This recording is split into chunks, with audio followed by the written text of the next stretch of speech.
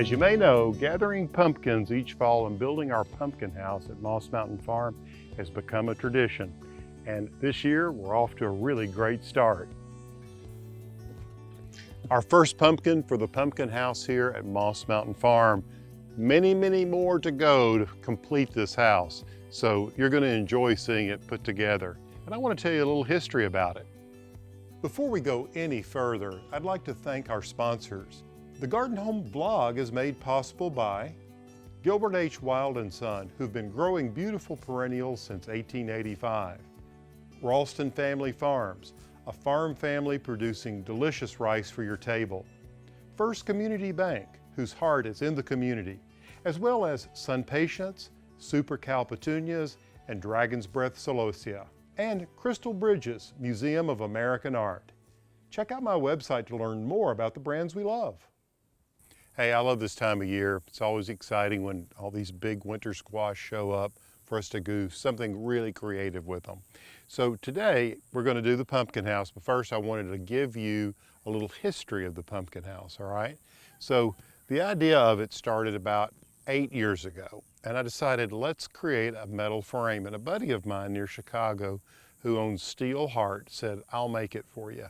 So he built, I drew it, and he built these panels, and it comes apart and it has rings that attach to little slots, and those rings hold the base pumpkins in place. Typically what we do as a foundation, because this is a house, we build the foundation with straw and then we go up with the pumpkins. Sometimes we go with one variety, other years we may have multiple kinds of pumpkins all over it, and we use these different shapes and forms and textures to create visual interest. So we're going to walk around and look at some of our building materials in just a moment. But the roof always garners a lot of interest. As you can see, we have moss up there, but it's time for the roof to be redone. About every 2 years, we have to redo the roof. And so we'll put sheet moss on that, and it's held down by 2-inch chicken wire. That holds the moss in place. And you can see we have windows cut into it. Hey, it's a house, right? And we have entryways, and we have a window box, and we'll fill those. So it makes it kind of fun and whimsical. And all the guests that come to the farm love to get their picture made in front of the pumpkin house. We try to change things a little bit every year. One of the things we did here this year is I made with a kiddie swimming pool, and you may have seen this on one of our other shows, where I did these planters and filled them with Sunpatiens and Creeping Jenny. They're on each corner. And then we have these large planters that have gourds growing on them. So they'll create sort of a lacy green edge around the shape of the pumpkin house. So those are nice little accents that create a little more contrast and just make it more fun. So why don't we take a walk through Pumpkin Land, and we'll just identify some of these different pumpkins. See how many of them you can recognize. Now if we start here, this is one called the red warty thing. Okay, so if you look down in here, you can see some of them are getting a little redder than others, but they definitely are warty things. And I just love the texture of them. They are really pretty good size. That's a small one for a red warty thing. And then over here, you can see we have the classic fairy tale pumpkin.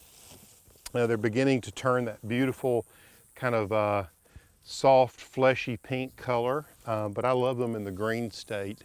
What we find is the flatter the pumpkin, the easier they are to stack, okay? So when you're building your pumpkin house, flatter pumpkins work better. Let me give you an example over here. This is one called Blue Doll. And you can see it's very flat, very stackable, gorgeous color on this. And you can see over here, this is Pink Doll, similar in shape, obviously. The only difference really is the color. And then over here, which I love these, this is called the Peanut Pumpkin because it looks like it has peanuts attached to the outside of it. And it's the same color as the Pink Doll. So these have, I think, a great color going. Let's walk over here and look at these, a few more fairy tale pumpkins here.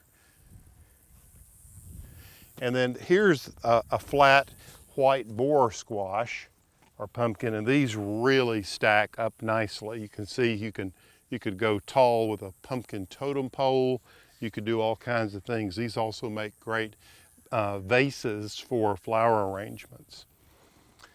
And if we move along here, this is one of my all-time favorites. This is the Cinderella pumpkin. And I hope you all watch Tennessee Ernie Ford speak backwards and tell the story of Cinderella, which he calls Rendercella, which is a lot of fun. And then these are the baby boos, little white pumpkins, and then the larger ones are luminas, which are very beautiful, and they certainly do shine in the evening. And then over here we've got a mixture of jack-o'-lantern pumpkins. These are just called jacks. And what we'll do with these is you can see they grew on their sides, and these are easy to stack. And then we'll use the smaller ones to integrate between these pumpkins to use as sort of mortar, if you will. If you think of these as big building blocks, we'll use a lot of the small pumpkins. And they come in bags. You can see these over here. We've got a lot of them. And these gourds and pumpkins, we've got these that are sort of the traditional, what they call the minis, which are really, really cute.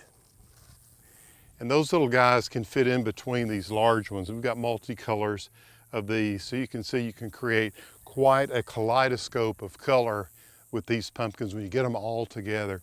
You know, one of the exciting things for me is that because there's so many varieties and new ones coming out each year, it's fun to see what's there. We always try to integrate them here. All right, so now the next step is for us to put in the base with straw, and then we'll start building the walls, and in about day and a half, the pumpkin house will be complete.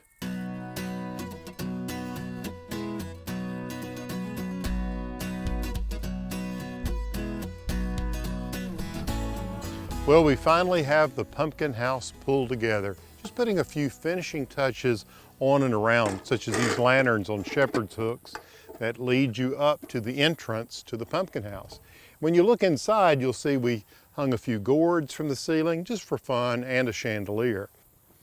As you can see, we made great use of all of those shapes and colors and sizes. It's really a tapestry, a fall tapestry of these great winter squash. So hopefully people will enjoy this for weeks to come. Now, I'd love for you to guess how many pumpkins we actually used. Every year we make a count and we see who can be the closest at determining how many pumpkins it actually took. And every year it's a little different. So I'd love to hear from you on that. Well, I'd love to hear what you think of our pumpkin house. I'd love for you to like this particular show and subscribe to our series of shows in my channel. And if you'd like notifications, just ring the bell and we'll make sure that you know every time we post new content.